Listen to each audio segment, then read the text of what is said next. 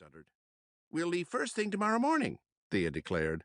"The train leaves at 6:30. See you at the station."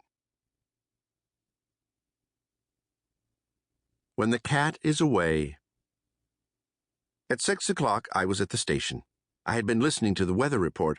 There would be clear skies all over Mouse Island, but fog, as always, in Transratania. Why, oh why did my cousin have to get lost in the coldest part of the island? The coldest and most mysterious, too. There were lots of stories about the castles of Transratania. Some believed they were stirring with ghosts. At last, Thea showed up. She was dressed in a smart wool coat with a fake cat fur scarf and matching hat. "Hey, big brother, how are you?" she greeted me. She was grinning. "Awful, thank you," I grumbled. "How will the paper manage without me?" I worried out loud. "You know what they say. When the cat is away, the mice will play." My sister laughed. "Oh, please, Jerrykins," she scoffed. "You're not all that important, really." "In case you have forgotten, I run a newspaper," I said in my most serious tone. "If I am not at my desk, who will publish the Rodents Gazette?"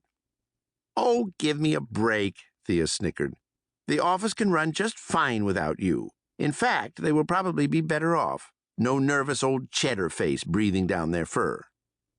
"I am not a cheddar face," I protested. But I have to admit, I did worry about the paper. After all, mice everywhere were reading it. "By the way, Jerry Tales," Thea interrupted my thoughts, "do you ever read the Daily Rat? I was reading it the other day, and—" Before my sister could continue, I jumped to my paws. "The Daily Rat?" I squeaked. "How can you read such garbage? You know that paper is written by the slimiest sewer rats in the city. They would rob their own mothers for a good story. They would feed a cat the entire graduating class of Mouseville Elementary if it sold papers. That junk is only good for wrapping up rotten herrings." "Yes, well, that's all very interesting," Thea said. "But last night I had a great idea for an article. I will write a story on the castles in Transratania. Horror is very in these days, you know," she explained. "Anyway, I've already sold the article, and they paid me a bundle." "What did you say?"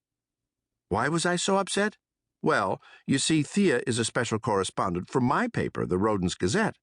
Could she really be working for my rivals over at the Daily Rat? "What? Are you telling me you want to quit the Gazette?" I squeaked. I felt faint. On my rodent's honor. Just then, I heard a creaking sound. My sister leaped in front of me. "What's that?" I said. "What are you hiding?" "Nothing, nothing at all," Thea answered, waving her paw at me. "What would I have to hide? Boy, are you jumpy today." I jumped to the left, but Thea was quicker than me. Next, I jumped to the right. Again, my sister beat me to the spot.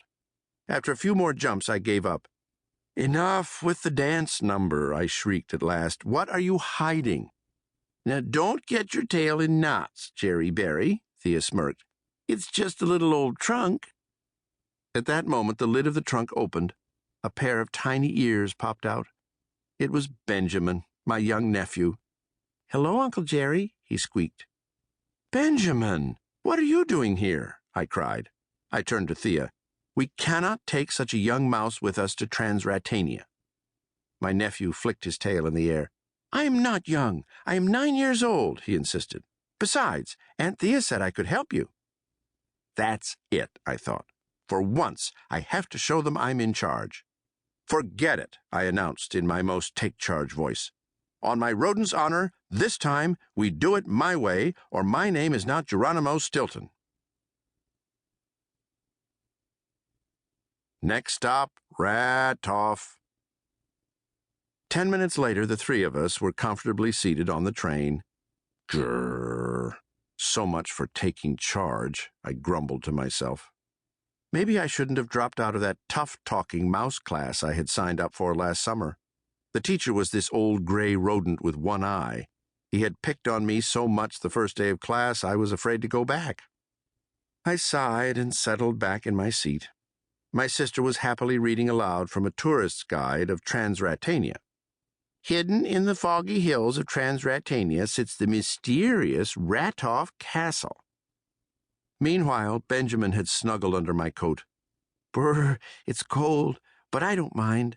I'm so happy to be traveling with you, Uncle Geronimo, he squeaked cheerfully. I stroked his tiny ears and smiled. Did I tell you that Benjamin is my favorite nephew? An hour later, I pressed my snout against the window. The landscape was getting gloomier and gloomier. At every stop, mice seemed to pour out of the train. But there was no pushing and shoving at our stop. That's because by the time we reached Ratoff, we were the only passengers left. Ratoff, next stop, Ratoff, echoed a lonely voice in the fog. Garlic, garlic, and more garlic. We climbed off the train and looked around. Now we just had to figure out how to get to Ratoff Castle. Excuse me, sir, which way to Ratoff Castle? I asked a tall, lean rat wearing a ragged coat. His eyes opened wide. He clutched at his garlic necklace. Then he disappeared into the fog without a word. My sister rolled her eyes. Let me try, she grumbled. You are absolutely useless, Germeister. She tapped the arm of a passing female mouse. Excuse me, could you direct me to Count Vlad von Ratoff's castle? She said. Aye! Shrieked the mouse. She scampered off, shaking her bracelet of garlic cloves in the air. We decided to check out the souvenir shop across from the station. A mouse with a crooked tail stood behind the counter. He looked at us with curiosity. Pardon me, I began. Yes, said the mouse. Could you direct us to a castle? I continued. Yes, said the mouse. We're looking for the castle of Count von Ratoff, I finished.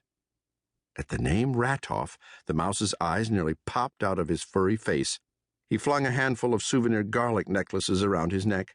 A tag hanging from the necklace read, Greetings from Transratania. Then in smaller letters it read, Garlic in me, perfect together. How strange. I wondered what it all meant, but I didn't get the chance to ask. Before I knew it, the mouse was shoving us out the door. He clicked the lock behind us and turned out the lights. How rude, squeaked Thea.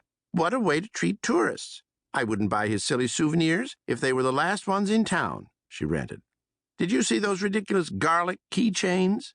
And who would want to send a garlic postcard? A few minutes later, we passed a fancy restaurant.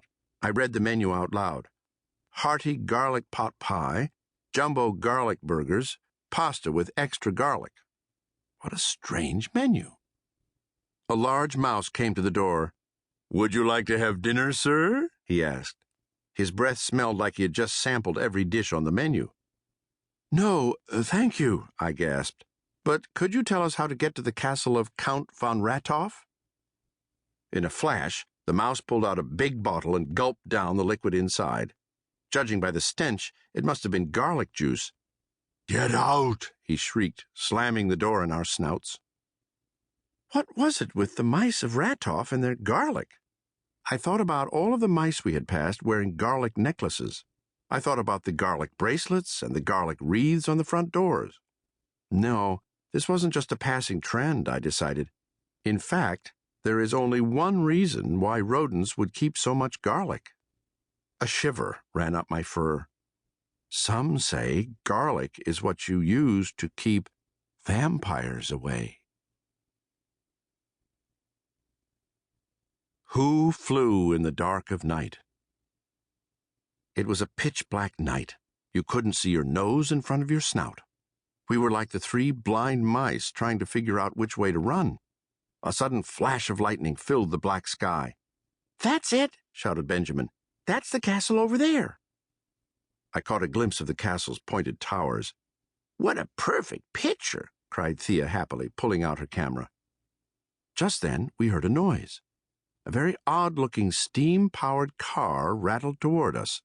The mouse at the wheel appeared to have a hunched back. He was dressed all in black, with a dark hood pulled over his head. The strange rodent was humming an even stranger song. Who crossed the sky in the dark of night? Oh, what terror! Oh, what fright! Who crossed the sky on the wings of a bat? Discover the secret, ask a wise rat. Who crossed the sky in the